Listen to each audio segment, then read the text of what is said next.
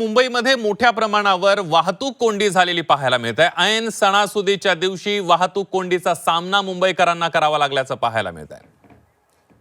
आणि याचाच आढावा घेतलाय आमचे प्रतिनिधी गोविंद तुपे यांनी। रक्षाबंधनाच्या सणासाठी घराबाहेर पडलेल्या मुंबईकरांना आज मोठ्या प्रमाणात वाहतूक कोंडीचा सामना करावा लागतोय। मुंबईतल्या पश्चिम द्रुतगती मार्गावर मी उभा आहे। आपण जर बघत असाल तर मोठ्या प्रमाणात या ठिकाणी वाहनाच्या लांब रांगा ज्या आहेत त्या लागल्याचं पाहायला मिळतं आहे। मोठ्या प्रमाणात वाहतूक कोंडी झालेली आहे, मग ती बोरिवलीकडे जाणारी वाहतूक असेल किंवा दादरकडे जाणारी वाहतूक असेल, दोन्ही बाजूला या ठिकाणी मोठ्या प्रमाणात वाहतुकीची कोंडी झालेली आहे।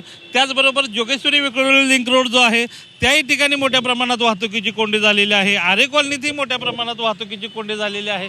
एकूणच काय तर आज आपल्या घरगुती फंक्शनसाठी बाहेर पडलेल्या मुंबईकरांना जो आहे तो या वाहतूक कोंडीचा सामना कुठेतरी पाहायला मिळतो आहे। आणि एकूणच काय तर जे भावाला भेटण्यासाठी जात असतील काही बहिणी किंवा बहिणींना भेटण्यासाठी जे भाव बाहेर पडलेले आहेत ते काही अंशी वाहतूक कोंडीत अडकून पडल्याचं चित्र मुंबईत पाहायला मिळतंय। नितेशसह गोविंद तुपे, G24 तास, मुंबई।